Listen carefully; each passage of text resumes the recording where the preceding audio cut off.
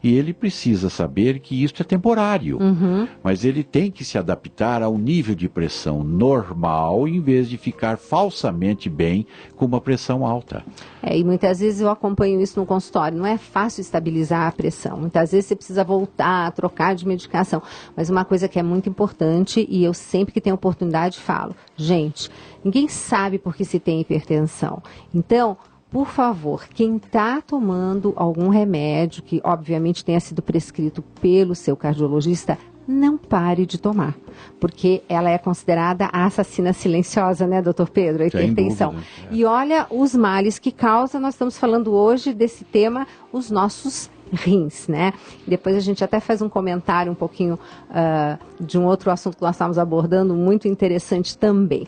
E outras causas também, o diabetes, né, doutor Pedro? É verdade. Hipertensão arterial, como nós falamos, diabetes, são as causas mais comuns de insuficiência renal. E são pacientes que chegam a nível de diálise, a precisar de transplante, em razão dessas duas enfermidades principais. É claro que existem outras, mas essas duas têm um caráter especial, porque elas podem ser adequadamente tratadas e contribuir para que o indivíduo não chegue à insuficiência renal. Então o diabético precisa ser bem tratado, o hipertenso precisa ser bem tratado, e ele precisa saber que essa complicação renal e circulatória como um todo é uma complicação a médio e a longo prazo. Mas isso são que um indivíduo com 30 anos diabético, depois de 15, 20 anos, ele estará com 50 anos, ele estará ainda jovem. E não pensa que isso demora para chegar, chega rápido. Muito. E aí então ele vai arrepender de não ter levado com seriedade o problema. Exato. E lembrando que metade dos diabéticos não sabe que o são. Então, uma outra coisa que se batalha, vai ter alguma campanha, vá verificar, não perca tempo. E olha, o diabetes, nós sabemos que inclusive a obesidade, né, doutor Pedro, que é assim, a grande mãe hospedeira de tantas, né, patologias, e o diabetes principalmente, né? Então, tanta situação em que a gente pode estar evitando, mas se tendo diabetes ou hipertensão, a importância do tratamento contínuo, da verificação. Isso é um dado aqui que eu achei bem assustador, que dos diabéticos de 30% a 40% vão terminar em diálise, né? Esse número é assustador, né? O percentual é alto. O percentual de diabéticos que chega à insuficiência renal, infelizmente é alto, mas certamente ele será menor se ele for bem tratado, bem orientado, seguir a orientação médica adequada. Ele pode se beneficiar e certamente se beneficiará com esse rigor do seu tratamento. E doutor Pedro, explica também mais um pouquinho aqui para os nossos ouvintes o que se trata realmente, o que é a diálise, né? Quando um paciente entra em diálise. Veja, a diálise, também chamado de... Bom, quando se fala em diálise, se fala em limpar o sangue daquelas substâncias que os rins não são mais capazes de limpar. Então, os nossos rins não têm só essa função. Várias, né? Tem várias funções. Então, uma delas é essa, de permitir pela urina que substâncias que não interessam mais sejam eliminadas. Mas os rins nossos, os rins nativos, eles produzem substâncias, ele tem uma função também de produzir hormônios, substâncias que agem em diferentes lugares do corpo humano. O rim artificial, esse tem uma limitada função de filtração, ele retira do sangue essas substâncias. Então é um faxineiro, vai. Acaba sendo uma coisa desse tipo. As máquinas de hoje são muito modernas, os pacientes sentem-se muito melhor do que sentiam-se no passado, mas de longe a máquina substitui o rim. Eu até comentei com vocês agora há pouco, né? Isso. Os nossos rins de 200, 300 gramas, eles têm uma função que 100 máquinas não equiparam, muito mais do que isso. Um é fabricado por Deus, o outro é pelo ser humano. Então não se pode comparar. Não dá. E é impressionante, né? Realmente esse comentário que o senhor fez, que eu tinha comentado, eu tinha falado aqui, que eu achei muito interessante e pertinente, porque, de fato, por mais que nós evoluamos e máquinas sofisticadas, mas nada substitui o ser humano e essa perfeição e a capacidade de recuperação que o nosso organismo tem, né, doutor Pedro? Impressionante. É verdade. É por isso também que os pacientes que fazem diálise e que depois fazem o transplante, sentem-se melhor. A qualidade de vida de um paciente, se você considera um paciente que está bem em diálise e um paciente que foi bem com o seu transplante, não há comparação na qualidade de vida entre eles. E dá para viver bem com um único rim, doutor Pedro? Dá para viver bem. Dá. Quando a gente tem uma disfunção assim, começa a perder a capacidade de filtração, são os dois rins que perdem na mesma medida? Depende da doença. Depende da doença. Depende da doença. Por exemplo, se os rins estiverem sendo agredidos por uma doença à distância, como uma nefrite, hipertensão arterial, diabetes, sempre os dois rins são acometidos. Perfeito. Perfeito, perfeito. Doutor Pedro, e tem alguma coisa que pode acontecer na infância que possa já começar a prejudicar os nossos rins? Sem dúvida nenhuma, eu acho que essa mensagem é importante que seja dada. Certamente a complicação mais comum que pode danificar os rins desde a infância é a infecção da urina. E é muito comum infecção urinária na infância, e toda vez que há uma infecção urinária, precisa saber por que está havendo infecção urinária. E, sobretudo, se essa infecção for recorrente, quer dizer, aparece hoje, um outro episódio depois, comumente essa criança tem um defeito no seu aparelho urinário. E esse defeito precisa ser visto em tempo, antes que seja tarde, porque aí depois já não dá mais tempo. Então, muitas vezes o defeito é de um lado só, mas não raramente dos dois lados. Então, o urologista pediátrico, o nefrologista, eles têm condições de fazer uma análise de cada caso e é fundamental que essa análise seja feita. Tá.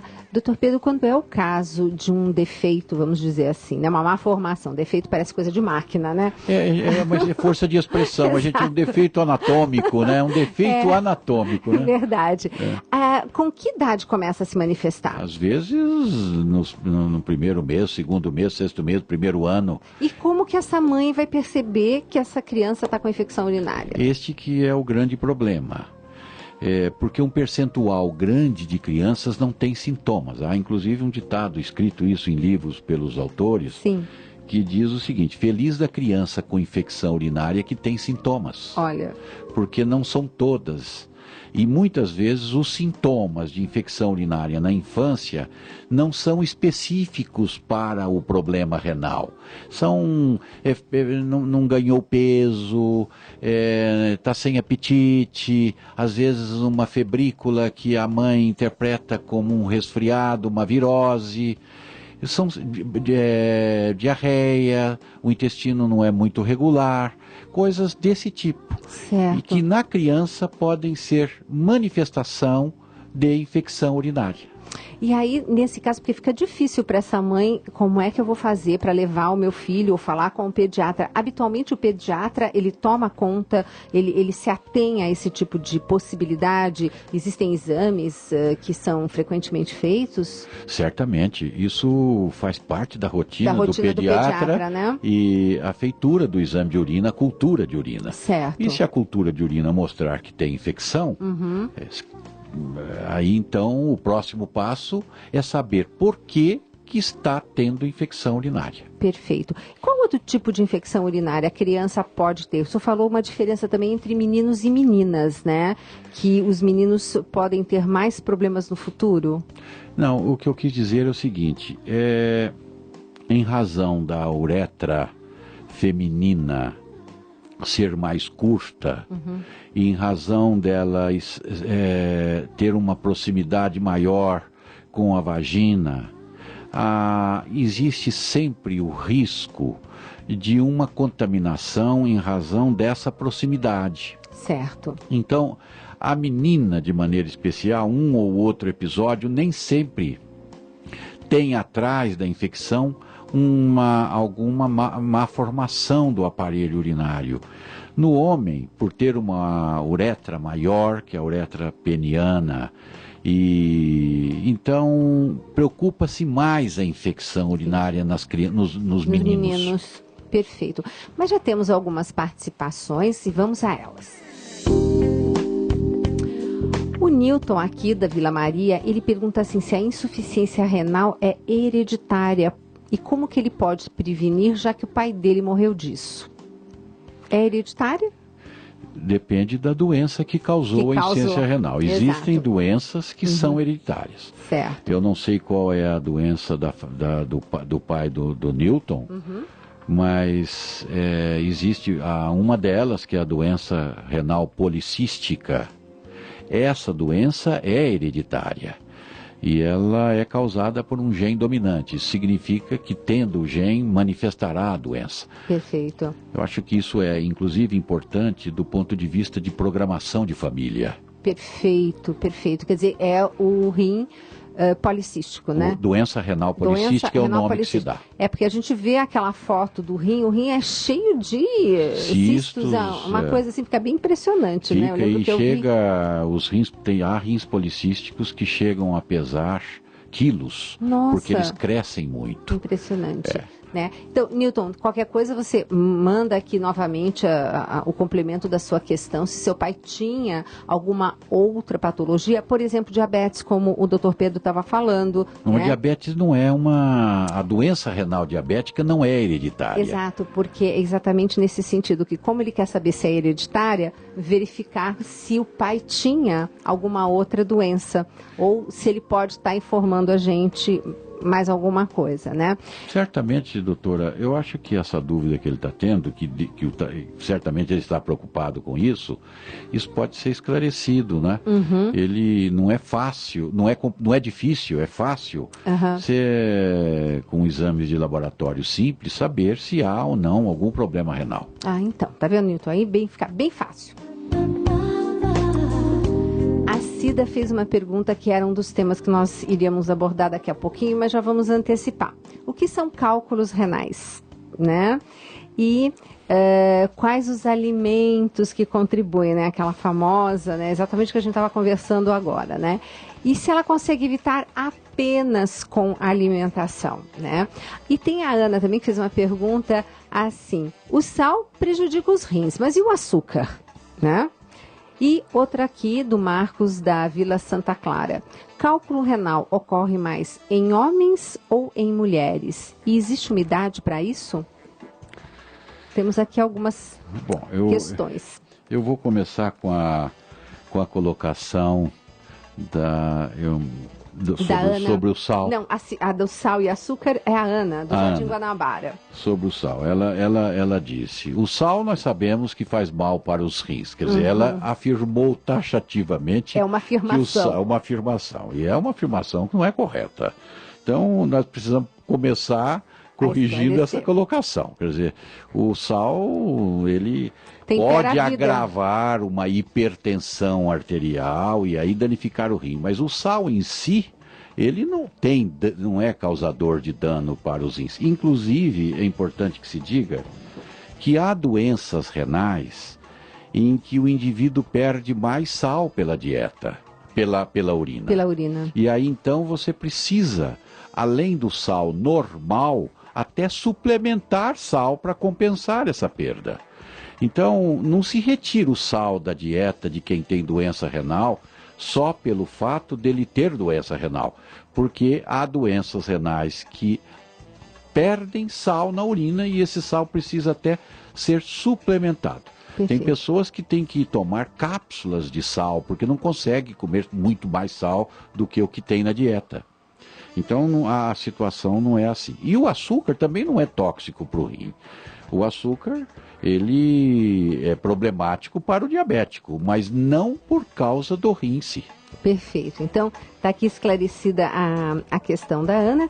E vamos então para os cálculos renais, né? Que tínhamos um item nesse ponto que era um dos nossos próximos temas, juntamente com um outro item que é prejudicial ao rim, que são as medicações, né? Esses são os nossos dois próximos temas.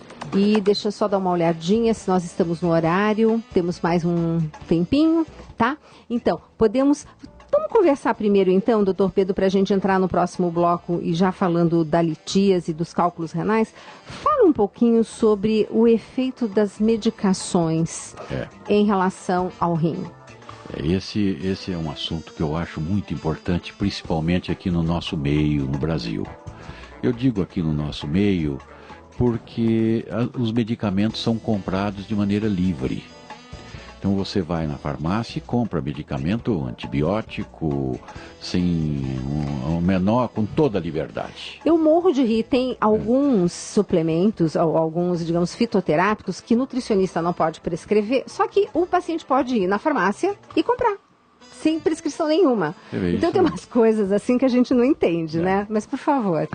Eu acho que essa oportunidade eu não posso perder. Pois é. Eu realmente não sei se tem alguma autoridade ouvindo, mas se tiver, seria muito bom que algum movimento pudesse ser feito no Brasil para que se fizesse restrição a essa liberdade de aquisição de remédios nas farmácias. Isso realmente não pode. Por quê? Porque os remédios... Por que chama droga, né? Eu sempre brinco isso com os meus pacientes, eu digo isso. Chama droga porque realmente tem a sua indicação.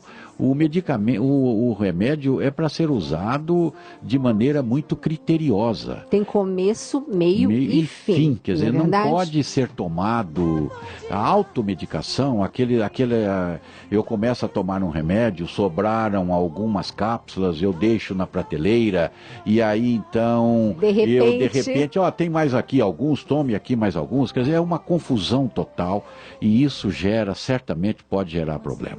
Mas, doutor Pedro, esse tema é muito interessante e importante. Então, eu gostaria de propor que, em seguida, após o nosso primeiro intervalo, nós vamos retomar esse tema que eu acho que vale a pena a gente reforçar a importância de não ficar se automedicando, tá bom?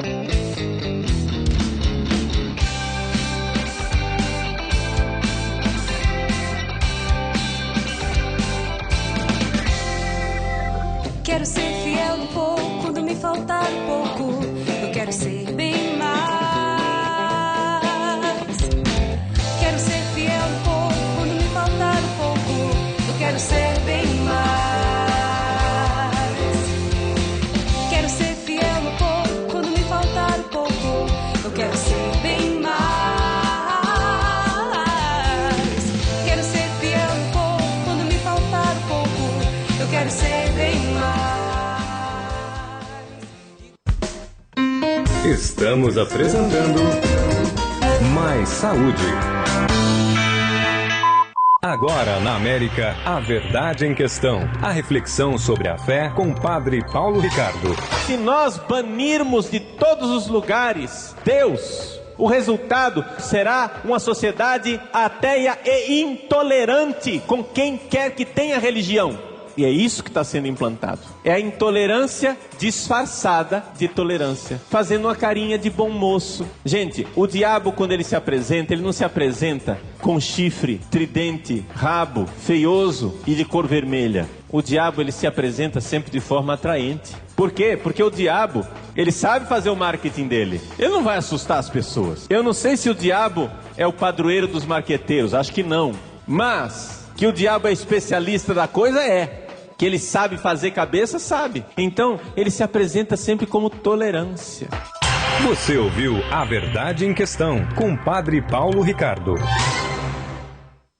Neste mês de agosto, celebramos 7 anos da Rádio América na Canção Nova. Feliz aniversário, Rádio América. Aqui é o Padre José Roberto, da Paróquia Nossa Senhora da Consolação. Neste dia, que essa rádio possa irradiar muitas bênçãos sobre os corações e que desça sobre todos aqueles que nos acompanham pela Rádio América a bênção do Deus Todo-Poderoso, Pai, Filho, Espírito Santo. Amém. Rádio América, uma canção nova em sua vida.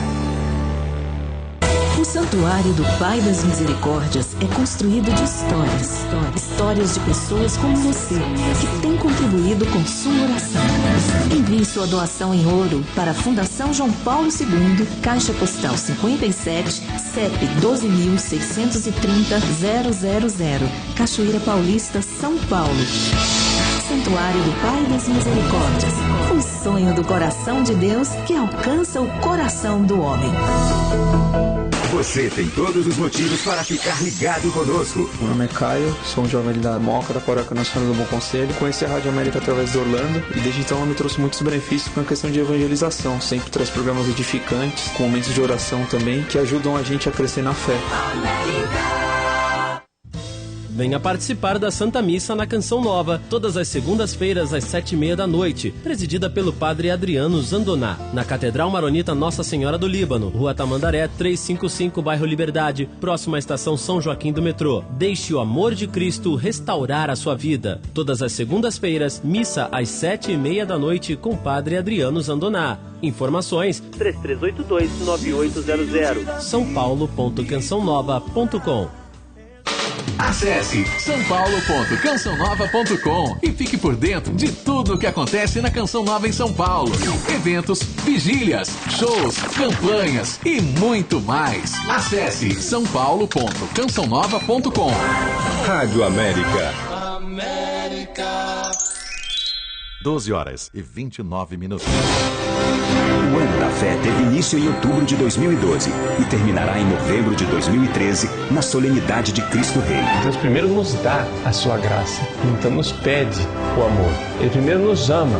Essa é a nossa fé em primeiro lugar. Só acreditando é que a fé cresce e se revigora. Não há outra possibilidade de adquirir certeza sobre a própria vida senão abandonar-se no amor de Deus. Ano da Fé. A Canção Nova é mais igreja. Rádio América. Estamos apresentando Mais Saúde.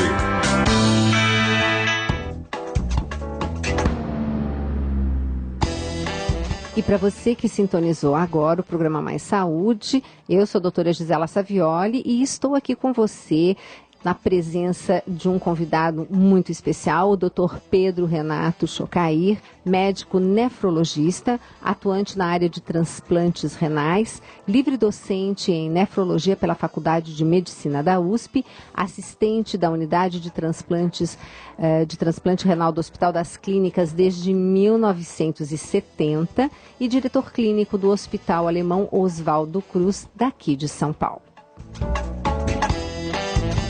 Já tivemos bastante participações e algumas aqui especiais, mas nós estávamos num tema muito interessante no bloco anterior, Dr. Pedro, abordando a importância de se evitar a automedicação, porque medicação tem também um sinônimo de droga, né? Então, ele faz bem para uma coisa, quando bem orientada, né, doutor Pedro? Mas sempre tem um ladinho que tem um efeito colateral. E para os rins, isso tem uma importância muito grande, está alertando, né, doutor Pedro? Certamente tem, porque é pelos rins que a maior parte dos medicamentos é eliminada. E, portanto, o rim é alvo preferencial de medicamentos. Então, alguns são especialmente tóxicos. E principalmente para aquelas pessoas que já têm algum dano renal. Então, por exemplo, anti-inflamatórios, aqueles que têm doença no rim sabem que os anti-inflamatórios devem ser evitados. Mas todo mundo, doutor Pedro, está com uma dorzinha na coluna, um joelho, vai na farmácia e pede um anti-inflamatório. É verdade, e tem aqueles que abusam. Abusam tanto que chegam a ter complicações sérias e irreversíveis dos rins. Chega a ser irreversível? Chega a ser irreversível. Nos grandes abusos, sim. E aqueles que têm dano renal pré-existente, aí não precisa ser grandes abusos. Precisa ter realmente muito critério, muito cuidado para usar remédio. Então quer dizer que principalmente as pessoas que já são portadoras de diabetes, estávamos falando dos hipertensos, que além de tudo isso, fazem uso e abuso de certos medicamentos, porque anti-inflamatório é a coisa mais comum de se... Eu no consultório tenho o hábito de, na minha anamnese, perguntar o que o paciente toma, porque existe a relação droga nutriente, né? E eu fico impressionada com a quantidade de anti-inflamatórios que as pessoas tomam gratuitamente. É muito, isso é abusivo.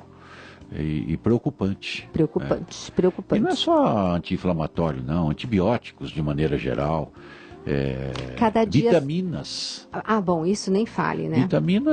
Vitamina é sinônimo no meio da população de alguma coisa milagrosa que vai fazer com que a pessoa de fraca fica forte. Exato. Em vez de interpretar vitamina como uma substância química estranha ao organismo, é um medicamento que está sendo ingerido. Então tem pessoas que tomam vitamina C 2 gramas por dia e aí forma até pedra no rim por causa de vitamina C. E eu canso de falar, o pessoal aqui cansa de me ouvir. Não adianta. O nosso intestino, a nossa célula intestinal, o enterócito, só absorve 200 miligramas. Então não adianta você tomar 1 grama. Você vai ter 800 que vão, é isso que eu falo, sobrecarregar o rim. Né? Sobrecarrega o organismo como um todo, de uma maneira ou de outra. E muitas coisas que a gente nem sabe. Porque eu realmente não... Acho que a pessoa que se alimenta, que toma o seu suco de laranja, que come o seu tomate, que come a sua banana. Exato, as frutas, as frutas de uma maneira geral. Não, e vitamina não precisa C. Ficar tomando vitamina. Gente, vitamina C tem em todas as frutas. E a gente fica com aquela coisa de laranja, né? O caju tem 5 vezes mais vitamina C na mesma quantidade de laranja. O mesmo copinho de laranja que você tomasse ou o caju tem 5 vezes mais. Então, gente, nós temos condição de, via alimentação, suprir as necessidades de vitamina C, sim. E olha, doutor Pedro, excelente essa sua colocação. Quer dizer que excesso, essas que a gente vê que o pessoal toma, fala, mas é gostosinho, efervescente. Conclusão, isso se abusando, pode inclusive acarretar em cálculos renais. Pode. Olha aí, gente. Então, isso já vem aqui a responder a questão da Cida, né? Que pergunta o que é o cálculo renal, que alimentos contribuem, não é só alimento, viu, Cida? Olha aqui, um excesso de vitamina C que se compra em farmácia também. E ela pergunta se é hereditário. Eu acho que essa pergunta dela precisa ser respondida com alguns detalhes. O cálculo urinário, ele pode formar em qualquer idade, desde a infância até a idade... até a velhice. É claro que quando o cálculo se forma no jovem, este cálculo precisa ser interpretado com uma seriedade maior. Quanto mais jovem? Mais jovem. Quer dizer, é obrigatória a investigação da causa da formação do cálculo quando este cálculo aparece num jovem. No indivíduo adulto, ele pode ter um ou outro episódio isolado sem grandes complicações. Mas no jovem, quando o cálculo é de repetição, principalmente, é mandatória a investigação. E existem exames para isso. Você faz exames de sangue, exames de urina. Você descobre, o médico descobre por que ele está formando o cálculo. E se ele se descobrir a causa, com um tratamento apropriado, probabilidade dele formar novos cálculos é muito reduzida. Quer dizer, é realmente fundamental que a causa seja pesquisada, em vez de se esperar a formação de cálculo para depois ir lá na máquina da litotripsia ou fazer cirurgia ou coisa desse tipo. Doutor Pedro, nos jovens, qual é o tipo de pedra? Porque existem 2 tipos de cálculo, né? São vários. São vários os tipos. E os mais comuns? O mais comum é o cálculo de oxalato de cálcio. E tem um outro também. Tem de ácido úrico, tem de cistina, tem de outras, são vários tipos. Mas o cálculo de cálcio é o mais comum. Isso, inclusive, nós comentamos ali dentro, por causa da maioria dos cálculos ser formada de cálcio, recomenda-se dieta pobre em cálcio. E aí, então, olha, você não pode tomar leite, você não pode comer queijo, você não pode, como eu disse lá, inclui até o tomate, que não tem nada a ver com isso. Ainda bem que eles não lembraram que a couve é uma excelente fonte de cálcio e não tiraram ainda do circuito, né? Pois é, então isso não tem benefício. A dieta interfere muito pouco na formação dos cálculos, realmente interfere muito pouco. O problema não é o formador de cálculo, ele não forma por causa de dieta, ele forma por causa de outros problemas do organismo. E o médico é que sabe investigar a causa da formação desses cálculos. E esses, através de uma medicação, pode ser plenamente contornável.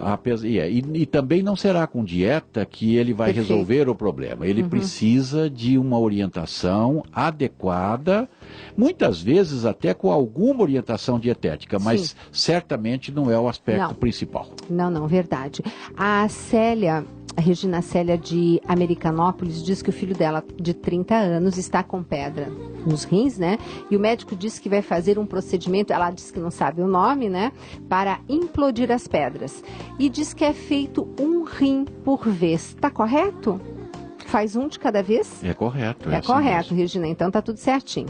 Agora, veja, aproveitando essa informação, certamente o médico que está acompanhando vai tomar as providências, mas quando uma pessoa forma cálculo dos 2 lados, é porque tem algum defeito. Olha aí. Esse defeito é um defeito muito provavelmente na urina. Na nossa urina tem substâncias que, quando em excesso, propiciam a formação de cálculo. Mas tem também substâncias que dificultam a formação do cálculo. Então, muitos pacientes com cálculo ou têm excesso das substâncias que formam, ou tem diminuição das substâncias que inibem a formação. Quais são essas substâncias que inibem, doutor Pedro? A principal é o citrato. O citrato. A principal. Certo. E a que forma, né, digamos, a que privilegia? O cálcio, ácido úrico. Certo. E que aí, em associação com algum problema do metabolismo, acaba então... Acaba. Então, as principais formadoras são aquelas que têm, por exemplo, excesso de cálcio e diminuição de citrato. Certo. Aí você associa... prato feito. É o prato feito. Perfeito. Isso é dosável na urina. Então você tem condição de dosar isso na urina e saber qual é o problema. Esse caso que foi apresentado, que vai fazer implosão de um lado e implosão do outro, é porque tem cálculo dos dois lados. Se tem cálculo dos 2 lados, é porque tem um defeito que não é no rim, é na urina. Aí, Regina, grande informação essa, né? O Milton, aqui do Embu das Artes, que tem 51 anos, diz que teve cálculos renais e já foram retirados há uns 10 anos. E diz que agora está sentindo dores nos rins e de vez em quando. Será que eu posso ter cálculos novamente? Claro que pode. Muitas vezes o indivíduo... Porque o cálculo que está localizado dentro do rim, normalmente ele não dói. O que dói é aquele que está sendo eliminado. Então, ele precisa fazer um ultrassom, fazer algum exame para saber se ele tem. Pode ser que ele tenha cálculos e nem sabe que tem, porque... Então, normalmente, esse cálculo que está lá no rim quietinho... Ele não está causando grandes danos, a menos que obstrua ele não, se obstruir o fluxo da urina, aí ele pode, mas aí ele vai ter sintomas. Com certeza. Aí, o bom é quando tem sintoma, né, doutor Pedro? Aí descobre o problema. Olha que interessante, a Maria de Souza Marques, de Carapicuíba, diz que a neta de 1 ano e 4 meses teve febre. O médico pediu exame de urina tipo 1, né, aquilo que a gente estava falando, mas diz que não deu nada, mas diz que ela está fazendo pouco xixi e com cheiro muito forte. Isso pode ser algum indício de alguma coisa? Isso pode ser indício, sim. E apesar da urina não dar, no exame de urina não dar... Na infância, de maneira específica, o exame de urina tipo 1 pode ser normal e a criança ter infecção urinária. E para você saber se ela tem ou não infecção urinária, você precisa da cultura. Ah, tá. Então, o fato do exame de urina ser normal, tipo 1, não afasta o diagnóstico de infecção urinária. Da mesma maneira, um exame de urina tipo 1 alterado não é igual à infecção urinária.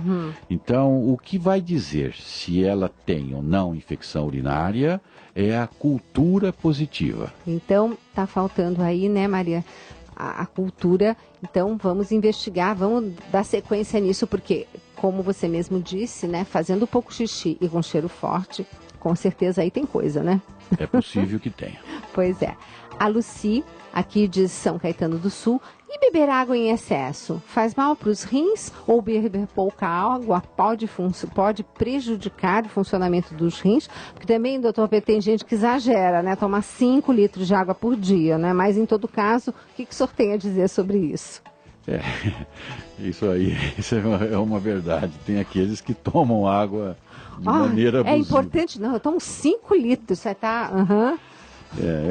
O bom senso tem que prevalecer sempre, né? Tem o ditado, aliás, todo ditado popular é correto. Esse é um deles. O sábio está no meio, não é isso? Exatamente. Então, eu acho bom que senso. Tem que tomar água de acordo com a sede e sem exageros, nem para menos, nem para mais. Olha, tem uma pergunta aqui boa. A Ana Queiroz, ela está perguntando em relação à fila de espera para transplante. Diz que tem 2 irmãos que fazem hemodiálise. Diz que um já fez transplante e outro que está na fila há 9 anos. Por que demora tanto? Temos alguma coisa para fazer para poder abreviar esse tempo? Veja, a Ana é o irmão dela, né? É o irmão. Se o irmão dela está há 9 anos na fila e se ele já está inscrito de maneira adequada, como deve estar, é porque ele deve ser um indivíduo com problemas de sensibilização contra. Isso é um termo que não dá para ser explicado de outra forma, mas muitas vezes nós formamos no nosso corpo substâncias, que são os anticorpos, contra doadores.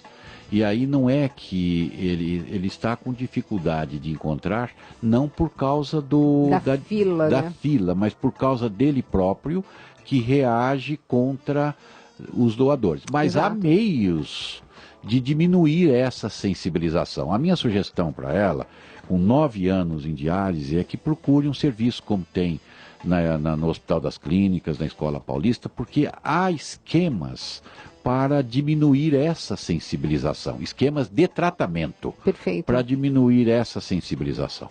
Perfeito. A Aparecida, olha só, meu rim esquerdo apresenta hidronefrose com pedras e o meu rim direito apresenta cisto e pedras. Diz que com a mudança de temperatura, quando está frio, a dor aumenta muito. Diz que está tomando um chá de caninha da Índia, que melhora a dor. Então ela pergunta primeiro o que ela deve fazer. Pediu para falar um pouco mais a respeito da doença e que gostaria de saber também sobre rins policísticos, porque a filha dela, de 27 anos, tem. Então nós temos aqui a Aparecida, que tem no rim esquerdo hidronefrose com pedras e no direito cistos e pedra. E diz que no frio a dor aumenta muito. Está tomando um chazinho, aquela situação que eu comentei com o senhor, de muitas pessoas fazerem uso de chás, de fitoterápicos, às vezes até por condição de dificuldade de acesso a médicos e algum sistema de saúde, mas ela pergunta o que ela deve fazer e que a filha apresenta os famosos rins policísticos, né? Pois certamente esse caso é um caso que exige uma avaliação médica bem cuidadosa. Não é para se resolver de uma maneira como nós estamos conversando. Ela precisa procurar um serviço de urologia, de nefrologia, para que verifique qual é o problema dela. E se a filha tem doença renal policística, e como essa doença é hereditária, eu fico aqui me perguntando se o problema dela também não é este. Porque às vezes o rim, hidronefrose que ela falou, significa dilatação.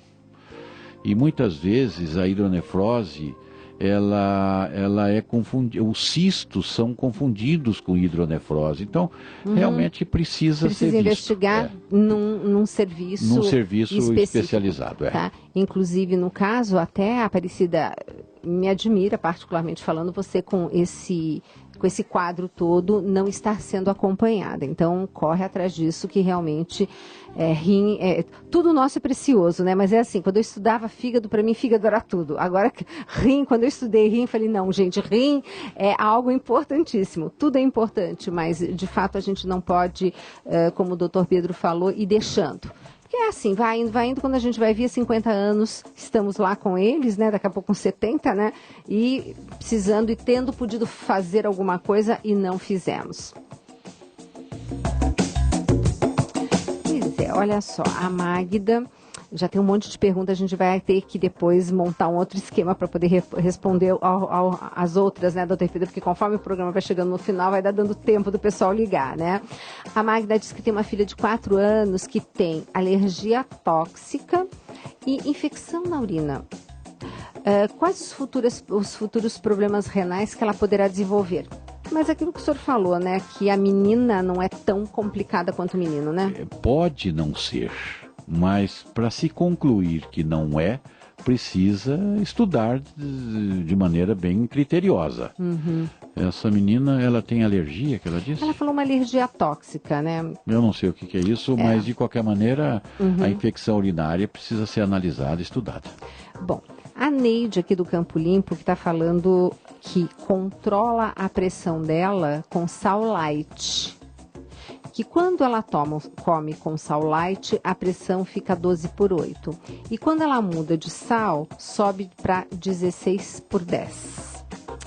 Ela gostaria de saber por que isso ocorre, já que o senhor falou que o sal não tem tanta relação com o aumento de pressão. Não foi bem isso que o doutor Pedro falou, mas em todo caso, doutor Pedro, o senhor, por favor, conclua. Foi exatamente, eu não falei isso realmente. O que eu disse é que o sal não é tóxico para o rim. Mas entre os hipertensos tem aqueles que são mais sensíveis ao sal do que outros. Então tem alguns hipertensos que não têm essa sensibilidade que ela está mencionando. Então o aspecto é esse. Se ela tem tanta sensibilidade ao sal, certamente se aconselha ficar com uma dieta pobre em sal mesmo. Exato. Bom, tem várias perguntas que nós vamos ter que deixar para uma próxima oportunidade, doutor Pedro, que eu espero que o senhor arranje mais um tempinho nessa agenda, assim, que é bem tumultuada, mas que o senhor sempre generosamente se disponibiliza. Tem aqui o Paulo Vitor perguntando qual a diferença das funções entre o rim e o fígado. A Bevanilda, doutor Pedro, os remédios que se anunciam ser naturais, unha de gato, ginkgo biloba, eles podem dar também efeitos colaterais, né? Claro que pode. Olha aí, importante isso. O Cláudio também querendo saber se a semente do tomate dá cálculos renais, aqueles mitos, né, que a gente tem. Semente de tomate como causador de cálculo eu desconheço. Isso realmente não acredito que seja importante. Como eu disse, formação de cálculo é mais complexa do que atribuir a chocolate ou tomate. Tem problemas atrás disso tudo que precisam ser analisados de maneira criteriosa. É muito simples transferir tudo para o tomate. Pois é, o coitadinho do tomate que ainda tem licopeno que ajuda, né? Bom, Doutor Pedro, quero agradecer muito a sua participação, sua generosa disponibilidade para poder estar aqui. Quero deixar o senhor à vontade para se despedir dos nossos ouvintes. Não, eu que agradeço vocês, a oportunidade.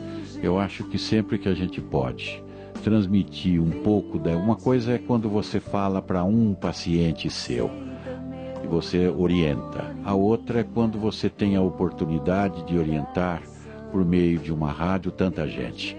Então, eu estou feliz com essa oportunidade. Muito obrigado.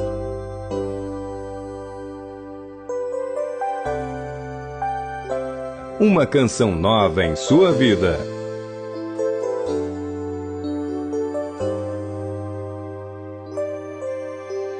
Meu Jesus, venho a ti, aceita meu clamor em minha oração.